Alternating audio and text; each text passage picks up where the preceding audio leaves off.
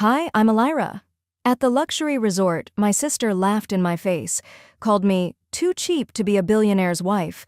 Then, in front of everyone, she had security drag me out like some kind of scammer. But what she didn't know was that just an hour later, I'd step off our $190 million yacht holding my husband's hand, while she stood there frozen, and then dropped to her knees. You ever been humiliated by your own family, only to come back stronger than they ever imagined? Before we dive in, tell me, where are you listening from, and has your family ever tried to bury your worth? Because mine did, and this is how I rose. I almost deleted the email without reading it.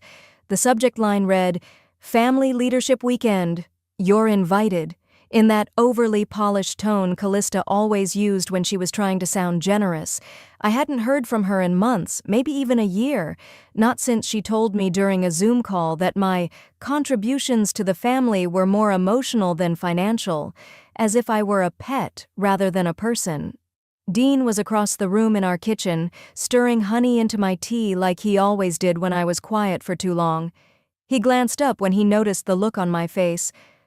"Who's it from?" he asked gently. "Callista," I muttered, still staring at the screen. "She's hosting something in Miami, a leadership retreat?" I couldn't help but scoff. "What does that even mean? Are we the royal family now?" Dean chuckled, but didn't dismiss it. He came over, set my mug down, and looked at me with those steady eyes. "You don't have to go," he said. "But if there's any part of you that's still waiting for something, maybe closure, maybe just clarity, don't ignore that." I knew what he meant. I didn't want anything from them, at least that's what I always said, but I still caught myself sometimes, wondering what it might be like to walk into a room with them and not feel like the outsider who forgot her name tag. So, I replied to the invitation. 3 days later, I stepped out of the Uber in front of the coastal resort, an hour before sunset. The air smelled of salt and sunscreen, and the palm trees lining the entryway swayed like they were mocking me. I wore a soft cotton dress and a pair of plain sandals, the kind you could walk a mile in without blisters. My hair was tied back. No makeup. Just me, real, unfiltered, and fully aware that I didn't belong here. The valet barely looked at me when I gave my name.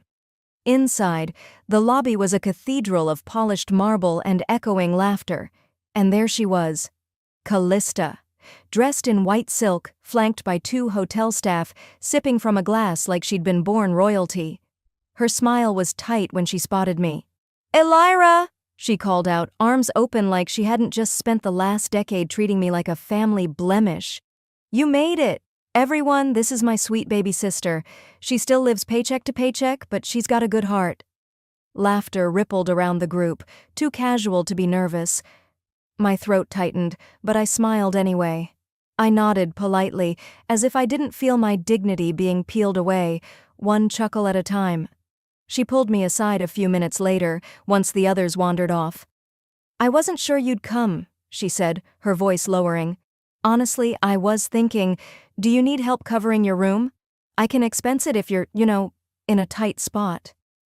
I just looked at her. "No, but thank you." "Oh, good," she said, relieved but disappointed, like she'd been hoping to save me so she could feel better about herself. The rest of the evening blurred into a series of practiced smiles and awkward silences. At dinner, I sat at the far end of the banquet table, next to someone's wife who only spoke in Instagram quotes. I tried not to check my phone too much.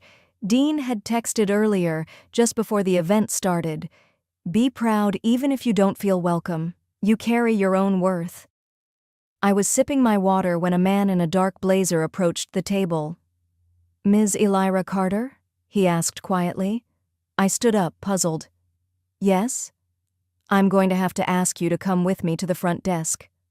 The dining room fell quiet for a moment. My heart sank. At the front, the hotel manager looked uncomfortable. "Ma'am, it appears there's no record of your reservation, and we received a report that someone may be impersonating a guest." I blinked, stunned. "What?" Just beyond the counter, I caught sight of Callista, reclining with her champagne flute. She didn't look surprised. She was whispering to a concierge, lips curved in the faintest smirk. I couldn't speak. I just shook my head and walked out, my heels clicking too loud on the tile. No one followed me. Outside, the wind felt cold despite the heat. I sat on a bench facing the water and pulled out my phone. My fingers hovered over the screen. Finally, I typed, "You were right. I shouldn't have come." I didn't expect a reply right away, but 2 minutes later, Dean sent back, "Stay there. Don't move." An hour passed, maybe a little more. I watched couples walk by, listened to laughter from the party behind the windows, and then I heard it, cheering from the marina. Phones were raised. People had started running toward the docks. I turned my head. A massive yacht was pulling in, its lights gleaming like diamonds against the night. Spotlights danced on the waves. The name Elysian Grace shimmered across its side. I stood up, heart pounding. From the upper deck, Dean appeared. He didn't wave. He just waited. I walked slowly toward the dock. People began parting, moving aside without even realizing they were doing it. Some whispered. I could feel the change in the air, the way presence can silence everything without a single word. When I reached Dean, he reached for my hand, and we stepped back onto the resort property, together. As we passed through the courtyard, the glass doors opened wide, and there she was, Callista, frozen mid-step, her flute tilted, her face losing all color. She went pale, the kind of pale you don't recover from in public. She went pale, the same sister who once told me I was lucky just to be included. For a second, she didn't blink. Just stared at me like she couldn't reconcile the Elira she mocked with the woman now stepping off a yacht that probably cost more than the entire resort wing she bragged about owning. Dean's hand stayed steady in mine. His fingers weren't gripping me tightly. They were just there, grounding, quiet, steady. He wasn't the kind of man who needed to flash status or flex money, and maybe that's exactly why they never saw him coming. I walked beside him, chin up, not because I wanted to rub it in, but because I had nothing to be ashamed of. The valet, who earlier hadn't even looked me in the eye, now rushed forward and bowed slightly. "Mr. Carter," he said breathlessly, eyes darting from Dean to the gleaming yacht still docked just beyond the path. Dean didn't respond right away. He looked around, not with arrogance, but with calm clarity, like someone checking the room before taking a seat at a table that should have never questioned his invitation. Then came the hotel manager. I recognized him instantly. He was the same man who asked me earlier if I had accidentally wandered into the VIP wing. He came fast, flustered, hands wringing, face blanched under the glowing lights. "Mr. Carter, sir, please accept our sincerest apologies for—" Dean raised one hand, cutting him off mid-sentence. "Did you personally authorize someone to remove my wife from the premises?" The manager flinched. "There was a misunderstanding.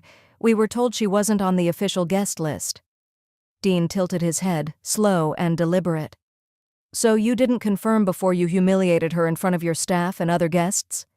The manager's eyes dropped to the ground. "No, sir, we didn't." Dean nodded once, calm, controlled.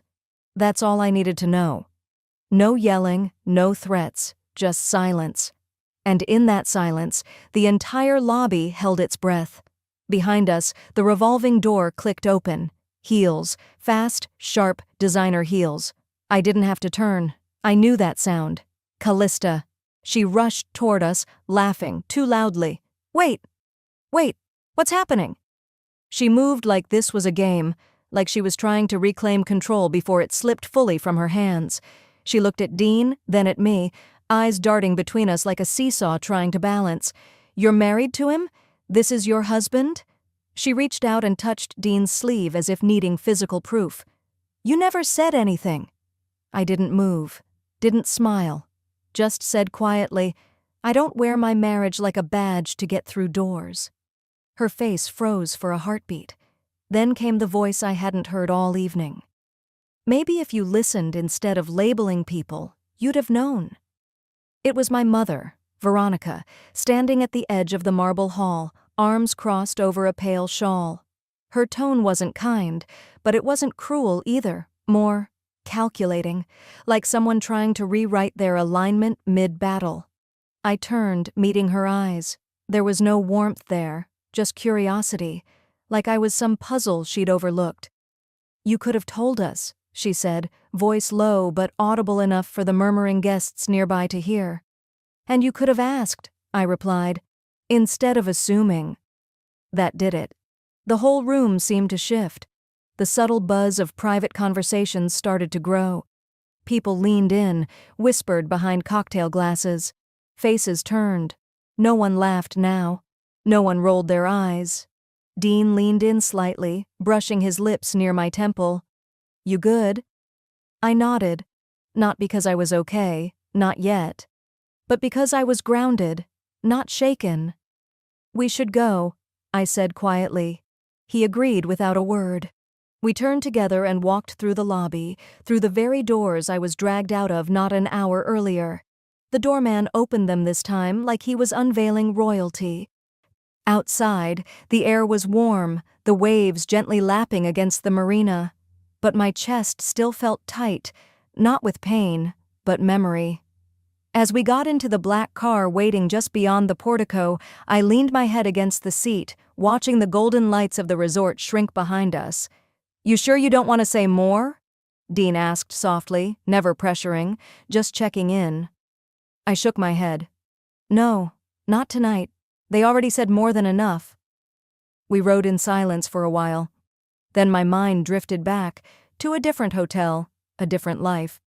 Back then, I was wearing a service uniform, cleaning suites, changing sheets, learning to smile even when people snapped their fingers at me. The New Orleans humidity clung to everything, including my hope. Dean had checked into our hotel under an alias, something common with high-profile clients. I didn't know who he was, just that he seemed tired. Not rude, not loud, just worn. He'd ask for extra coffee pods but always made eye contact, said thank you like it mattered, and once when I dropped a tray in the hallway and everyone laughed, he was the only one who bent down to help. That's where it started. Not in grand entrances or flashing lights, but in quiet kindness. Weeks passed before I even learned his real name, and by then I wasn't sure I cared, because what mattered most was how I felt in his presence. Seen, respected, never judged. We pulled up to the private villa he'd rented for our stay, just off the coast. It wasn't loud or extravagant, just peaceful and private. Dean stepped out first, then offered his hand again like he did earlier that night. "You don't owe them explanations," he said. I smiled. "I know." But deep down I also knew this wasn't over, because the past doesn't stay in the past, not when your own blood still carries a blade behind their back. The hum of the engine beneath the yacht faded into the background as I stood at the rail, watching the shoreline grow smaller with every passing second. Dean's hand rested lightly at the small of my back. No words, just presence. And in that silence, I finally breathed. But peace is a guest that never stays long when your family is trained in war. The next morning, sunlight poured through the yacht's bedroom window, warm and unforgiving. I stretched under the linen sheets, my body sore from everything I hadn't allowed myself to feel the night before. Dean had risen earlier. I could hear faint sounds coming from the galley, the soft clink of dishes, the scent of eggs and coffee creeping under the door. It should have been a quiet morning, but my phone had other plans. Buzz, buzz, buzz. I blinked at the screen. 34 missed calls, 12 from unknown numbers, 2 from a woman I hadn't heard from in months, and then 1 from Callista. No voicemail, just a text. I overreacted. "Can we meet for lunch? Just you and me." I stared at it for a long moment, not because I believed her, but because I didn't feel anything, not rage, not fear, just clarity. Dean walked in, barefoot with 2 mugs in hand. He raised one, then paused when he saw my face. "Everything okay?" His voice was still soft, like it hadn't fully woken up yet. I held up the screen. He glanced. "Want me to come with you?" I shook my head. "No, if I let her drag you into this, she wins." He didn't argue, just handed me the coffee and said, "Whatever happens, you walk in with your head up. No one gets to shrink you anymore."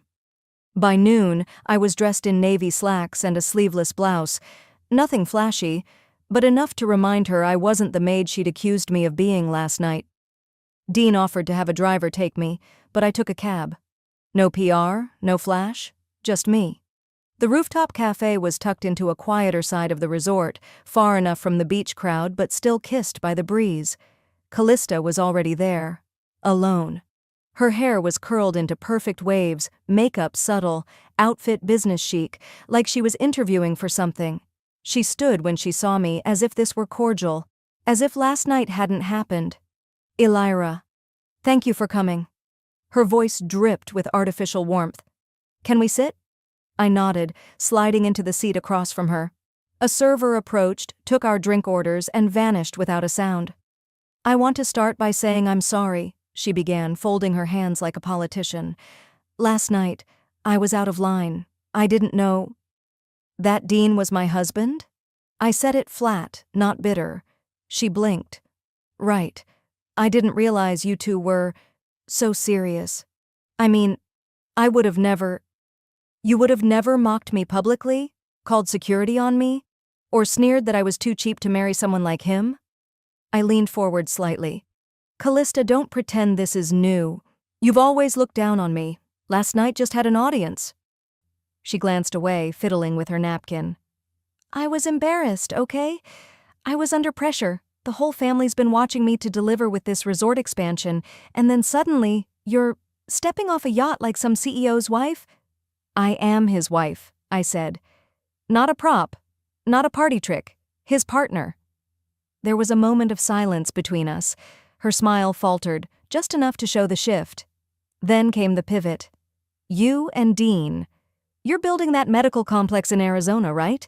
The one with the integrated wellness facilities? I read something about it in the journal." She leaned forward, voice dropping as if we were co-conspirators. "You know I've been in PR for years. I've got media contacts that could give your project national attention." There it was. Not even 5 minutes in. Not about love. Not about regret. Just access. "I appreciate your ambition," I said evenly, setting my coffee down. "And I'm sure you do have contacts." Her eyes lit up.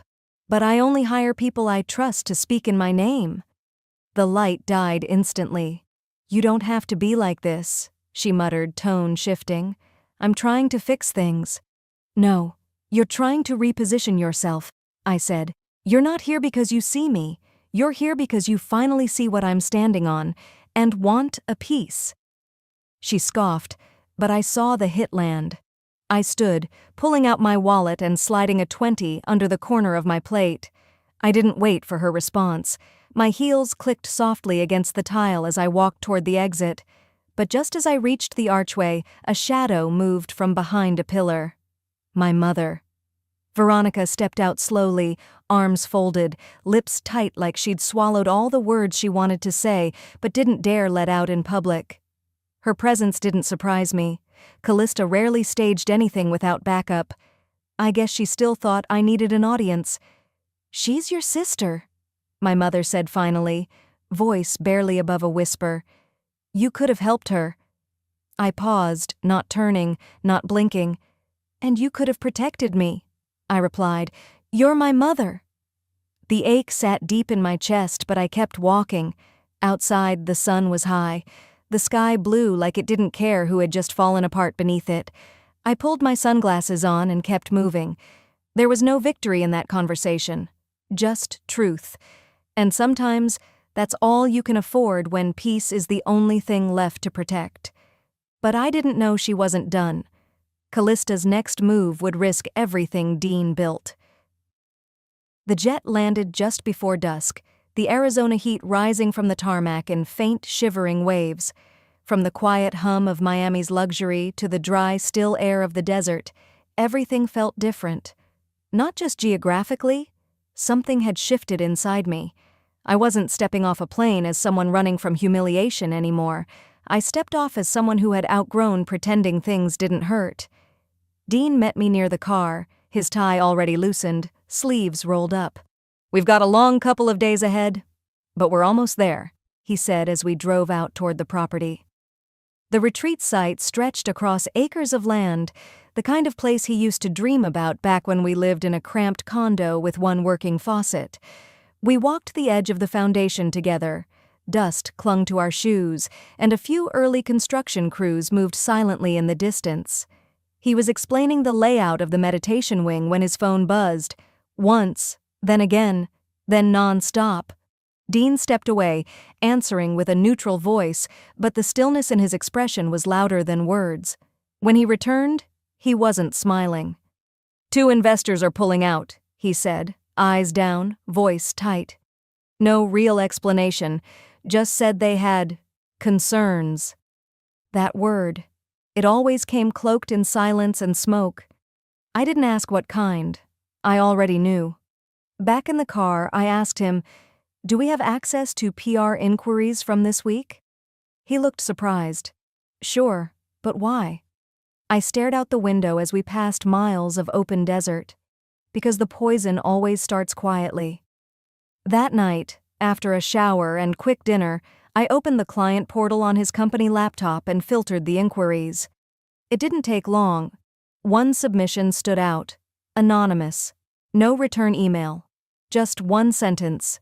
"Do you know who Alira really is?" Followed by a link.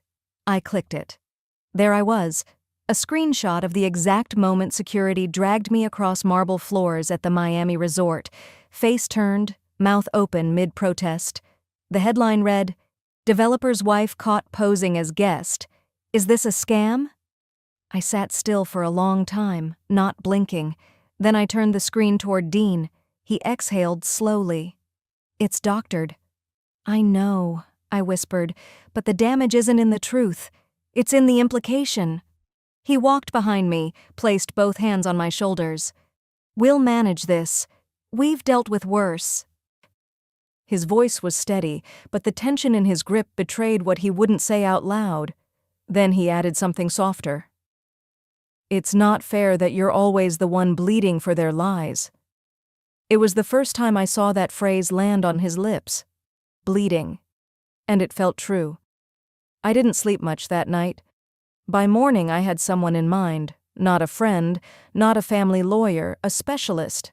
Her name was Margot, a reputation consultant who had once handled a case involving a senator's daughter and a leaked video. Discreet, ruthless, and not the type to blink when someone cried. Margot met me at a corner cafe off Camelback Road. I handed her the file, the submission ID, and the link.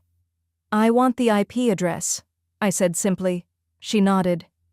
"Give me 24 hours. It took 6. That afternoon my phone buzzed with her message. I opened the email and stared at the screen. Source IP, trace back to Vantage North PR firm, Miami. User, Callista Verano. I didn't react right away, didn't gasp, didn't pace the room. Instead, I opened a fresh document and typed her full name into the header. Then, line by line, I began building the timeline. Not out of anger, but out of clarity. She hadn't just humiliated me. She had targeted Dean's life's work. And that crossed a line. Dean walked in a few minutes later, tossing his jacket on the chair. "You look like you're building a case," he said, watching the screen. "I am." He leaned over and read the top line. "You want me to handle it?" I looked up. "No, this time she won't even see me coming." I saved the file and closed the laptop. This wasn't about revenge. It wasn't even about clearing my name anymore. It was about setting a boundary so loud, so unshakable, that it echoed through every boardroom, every brunch, every phone call where people once whispered about me behind a smile. Because when family poisons your name, it doesn't just bruise your reputation. It eats at who you think you are. But I wasn't that girl anymore. And when I finally showed up at her networking brunch, she spilled her drink before I even said a word. The invitation had come wrapped in faux gold leaf, Callista's signature flair, a women-led investment brunch hosted on the rooftop of one of LA's flashiest new hotels. From the guest list I skimmed online, it wasn't hard to see her angle. Influencers with curated lives, media reps, a handful of venture capitalists always sniffing for the next buzzword to throw money at. And there, centered in every promo image, was her smiling face, Callista Brighton, the self-made strategist. I arrived 20 minutes after the event had started. Not by accident. I wanted her on stage when I stepped in. The rooftop buzzed with clinking glasses and light chatter. Pale linen tables sparkled with morning sunlight, topped with orange tulips and overpriced mimosas. A string quartet played something vaguely modern, trying to blend old-world elegance with startup energy. It all screamed curated perfection. Then she saw me. She was mid-sentence. We're not just investing in products. We're investing in women who challenge narratives. When her voice caught, her eyes locked on me. She blinked, faltered. Just for a second. But it was enough. People followed her gaze, heads turned. I didn't stop. I didn't wave. I didn't say a single word to her. Instead, I made my way to a small cluster near the back. 3 investors, mid-conversation, holding glasses with that idle half-interest rich people adopt when networking. I stepped in gently. "Good morning. I'm Elira Kessler," I said, offering a calm smile. "You might have seen me trending last week. That story? It was cropped. But the truth, it's going to speak for itself very soon." One woman's eyes widened in recognition. Another blinked, then looked over at Callista. Something shifted in the air, like a breath being held. Callista tried to recover. She let out a short laugh, that high, brittle sound she always used when control slipped. "Oh, my sister," she called out across the rooftop. "She's always been dramatic, always finding a way to steal the spotlight." A few chuckles rippled, but they didn't stick. One of the investors gave me a small nod. "Nice to meet you, Mrs. Kessler. I've heard your name mentioned lately." The music didn't stop. The waitstaff didn't freeze. But there was a hum, faint under the surface. People began whispering, glancing between me and the stage. Callista's brunch had become mine by simply walking in. She rushed through the rest of her presentation, speaking faster, words sharper. The grace was gone. Her charm cracked. As the crowd thinned out, I made my way to the edge of the terrace where Callista had retreated with her assistant. She saw me coming and tried to flash that rehearsed grin, but her hand trembled slightly as she set down her glass. "Don't make a scene here," she murmured. I shook my head and handed her the envelope I'd been holding since morning. It was thick, more than 50 pages of hard, cross-referenced evidence, neatly organized. "It's not a lawsuit," I said quietly. "It's a timeline." She stared at it like it might burn her fingers. I added, "Emails, logs, screenshot history, IPs, all notarized. And you know what? I'm not suing, not yet, but you need to know, starting today, you're no longer operating in the dark." Her lips parted. "Elira, please, you wouldn't. We're family." I studied her face. The fear wasn't loud. It was tucked into her eyes, behind the perfect makeup and boardroom poise. I answered evenly, "Exactly. And if you'll do this to me, what would you do to a stranger?" For the first time in years, she had no response. I turned to leave, but stopped and glanced back. "This brunch? It won't break your company, but this envelope will break your brand. You built it on curated lies. I've just handed you the truth." She didn't move. She just held the envelope, stiff and silent. I walked out into the late morning sun, hearing her assistant ask in a hushed voice, "Do you want me to open it?" She didn't answer. What I didn't expect was that she'd take the evidence and try to twist it against me. It started quietly. A week after the brunch, I was sipping coffee by the window of our place in Arizona, watching the hummingbirds dart between desert blooms, when my phone lit up. My friend Trina sent a simple message. "Your sister's doing a thing again." I clicked the link. It was Callista's latest social media post, a carousel of sunlit photos at a beach, wind in her hair, captioned in her favorite fake deep poetry style. The third slide was a photo. My face, blurred, just enough that only someone who knew me would recognize it. And beneath it, "She tried to silence me, but my light won't be dimmed." I stared at the screen, not in shock. No, that wore off long ago. Just Disappointment, like someone who keeps testing a fire alarm with an open flame and still acts surprised when it goes off. Within hours, comments flooded in. Who is she talking about? Wait, is this about her sister? That billionaire wife? I knew something shady was going on. She's so brave to speak out. Brave? I'd handed her the truth, quietly, privately. And this was what she did with it. Dean walked in, carrying a tray with grilled sandwiches. He glanced at my face and didn't ask, just set the tray down and pulled up the post on his own phone. 5 seconds later, he muttered, "Calculated. Not technically defamatory, but poison all the same." "She's trying to rewrite the story," I said. "Make herself the underdog." He nodded. "Because you didn't give her what she wanted, a stage." I leaned back in the chair, rubbing my temples. The timing wasn't random either. Dean was scheduled to appear on MarketWatch Prime that Friday, a major segment. It would be our first real public spotlight since everything exploded. This wasn't just a jab, it was groundwork, a trap. Dean's tone shifted, calm but firm. "We should release everything. Let the public see the full documentation, the IP logs, the messages. Let them decide." I shook my head. "She wants me to react. To fight her in the spotlight." He didn't argue. Instead, he called in someone from his network, a PR strategist who flew in the next morning.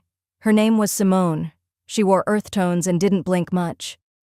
"You've got one advantage," she told me, sitting cross-legged in our living room. "Authenticity.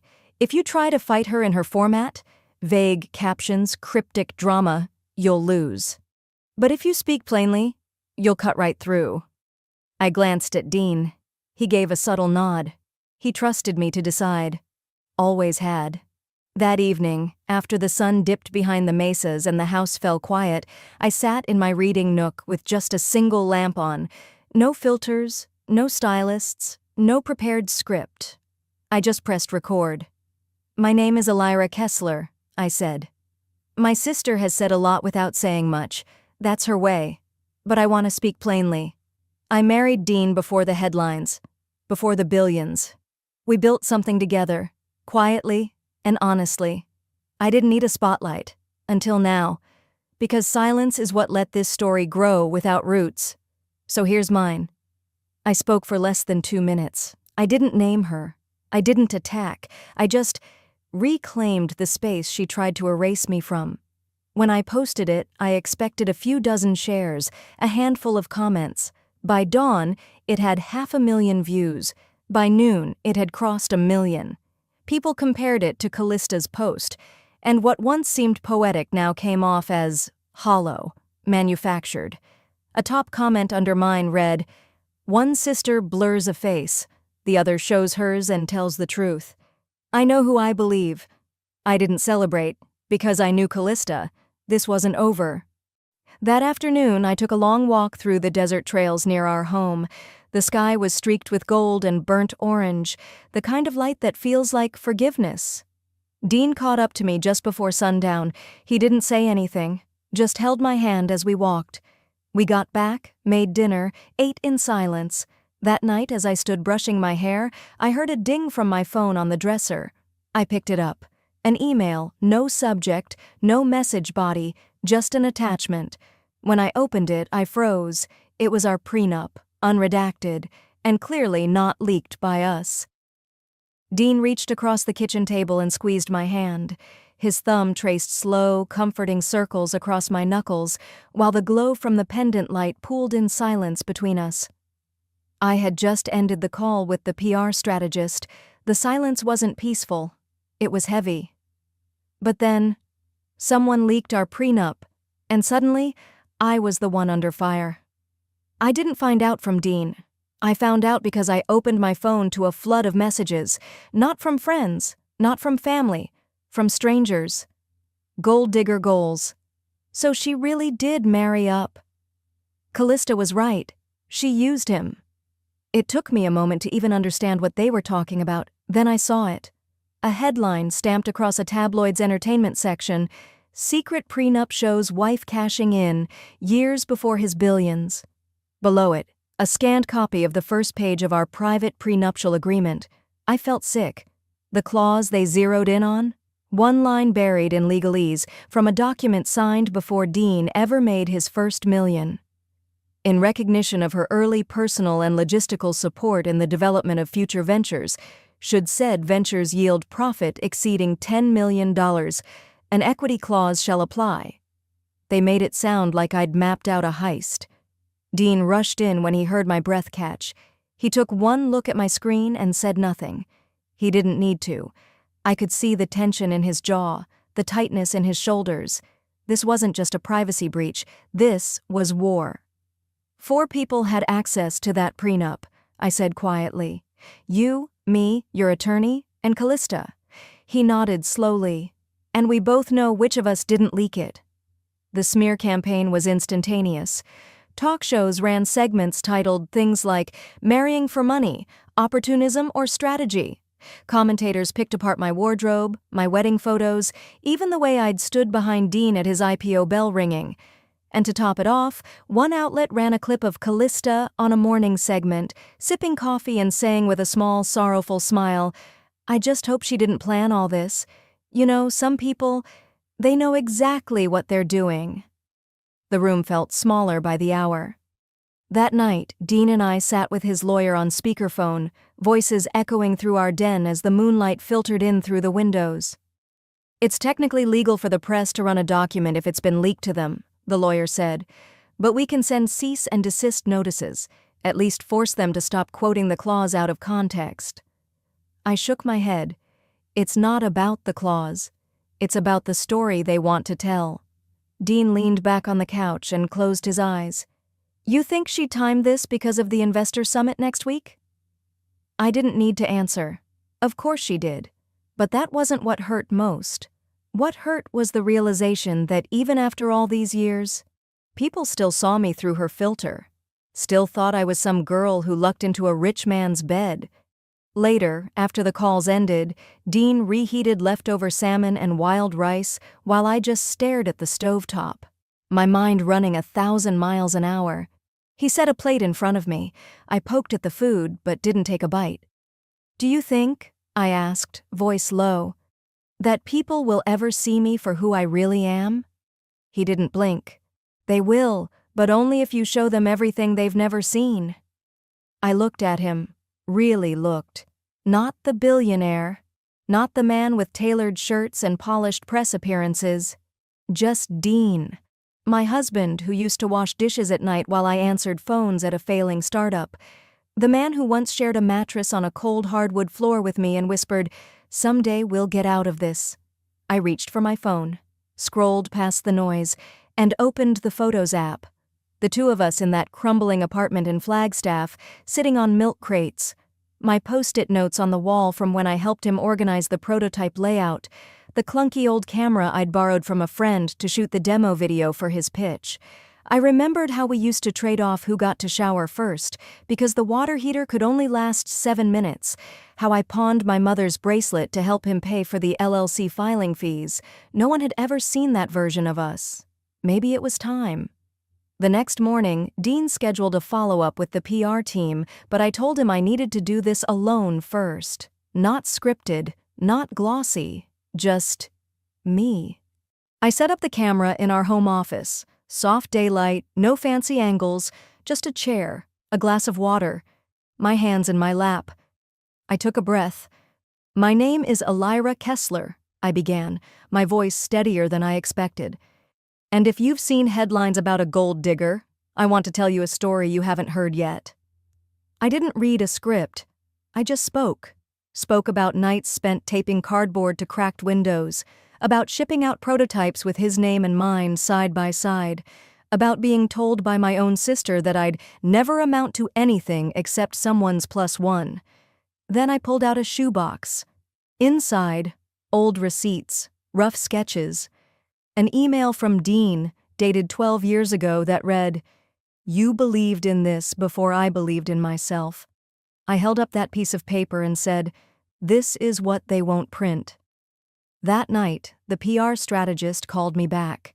She'd seen the footage. "Are you absolutely sure?" she asked. Once this goes live, you can't pull it back. People will pick it apart. I looked her in the eye through the screen. I'm tired of hiding who I am to protect people who never protected me. I clicked off the call. It was close to midnight when I moved the mouse to the upload button. The room was quiet. The weight of truth sat on my chest, not heavy but solid. Dean stepped into the room, kissed the top of my head, and whispered, "I'm proud of you." My finger hovered over the trackpad, but as I pressed upload on the final video, I didn't expect her to do it first. The screen still glowed in front of me, my finger hovering over the upload button. But before I pressed it, my phone buzzed. A text from Dean, simple. "Check the news." I clicked the link he sent. And there she was, Callista. Hair perfectly styled, voice trembling just enough.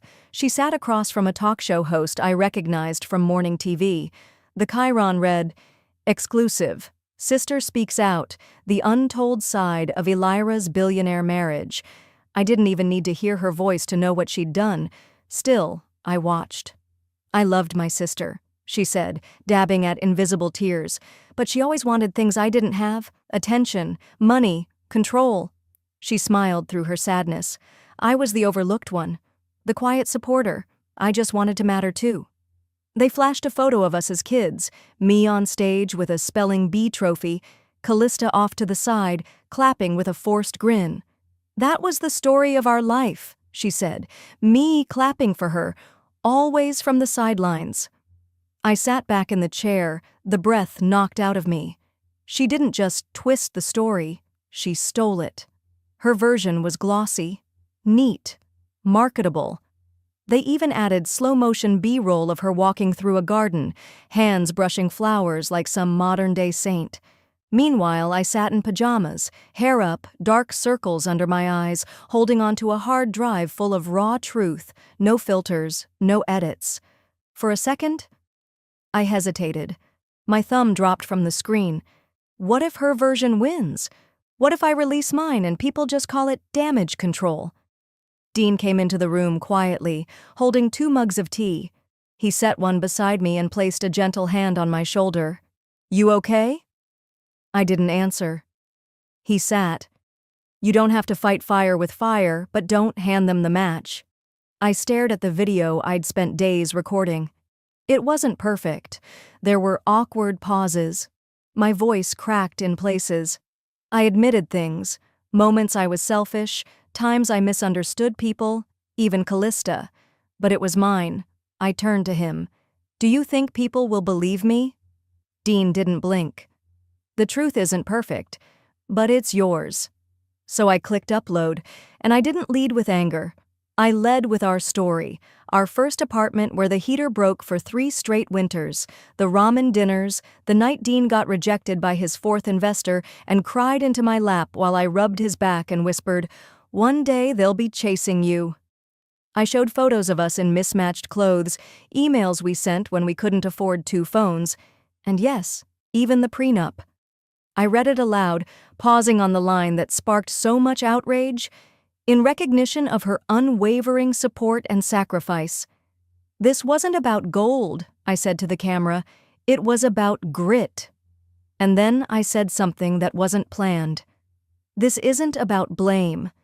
It's about what happens when love gets twisted by power and when family forgets what it means to protect one another. I left it all there. No music, no dramatic zooms, just me sitting in a room lit by honesty. The next day, my phone didn't stop buzzing. The comments were different this time. She didn't cry, but I did. This woman didn't raise her voice once, and I still felt everything. Now this is Grace. One comment simply read, "She's real. That's why it hurts." But Callista wasn't finished. That afternoon, I got an email from her lawyer. Subject line, "Cease and desist." She was claiming ownership over old family footage, videos we filmed together as kids, clips of my mom singing at Christmas, grainy shots of Callista's 8th birthday party.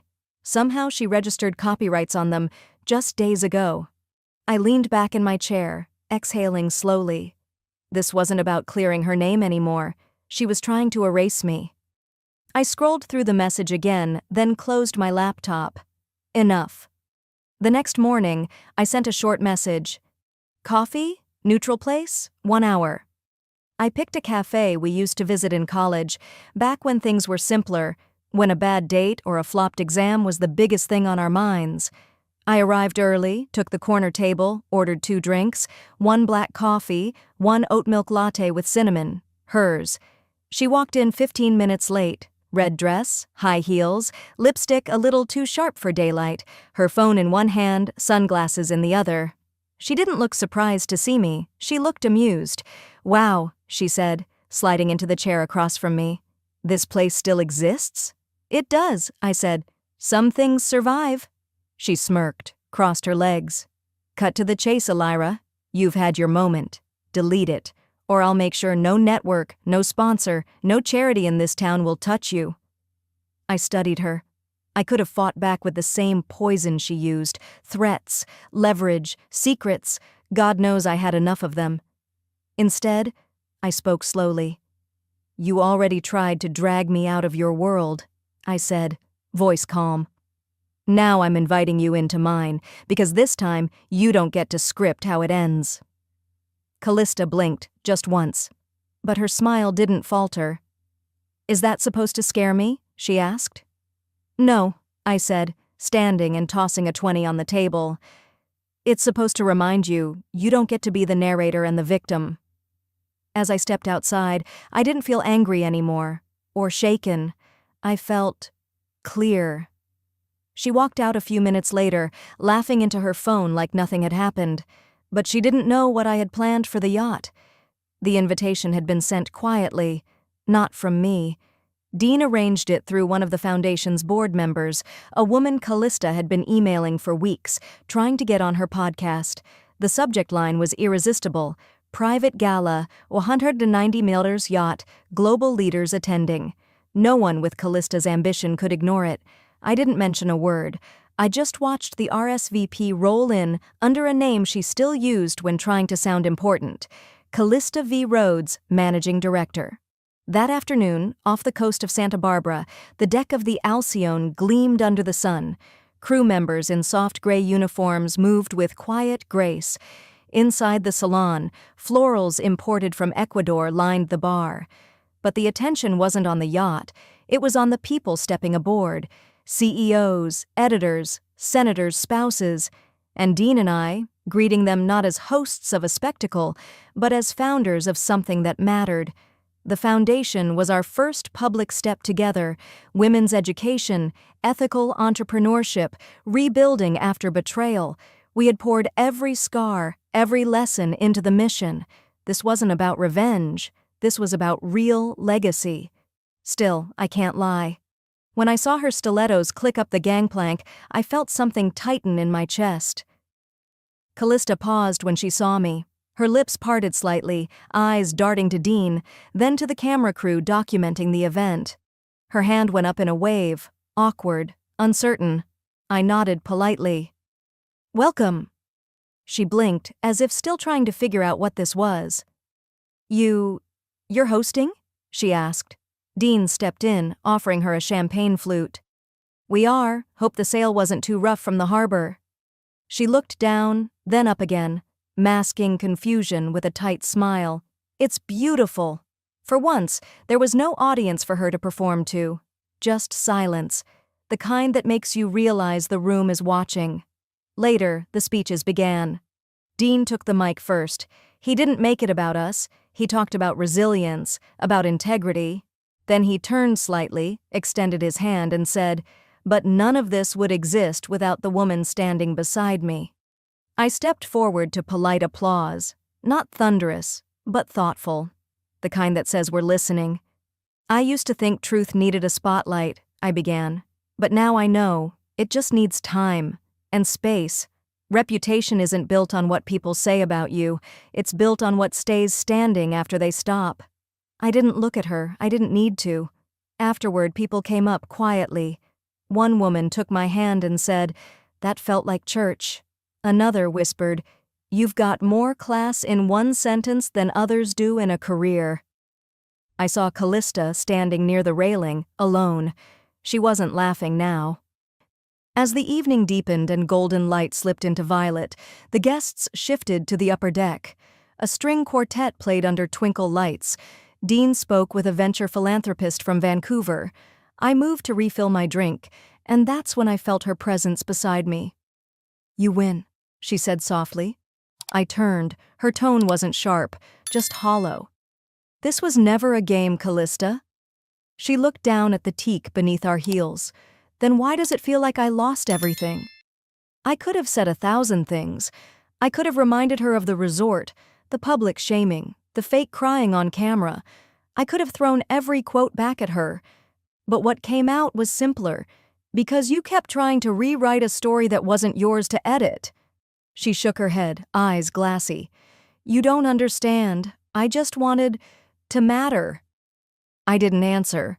Not because I didn't care, but because I finally knew it wasn't mine to fix. I stepped away, letting her stand there alone in the lights. A woman surrounded by luxury, but with nowhere left to hide. Dean found me at the bow a little while later. The sea was calm, like it too had nothing left to prove. "She spoke to you?" he asked gently. I nodded. "And?" "She's done playing." He looked at me, then out at the horizon. "So are we."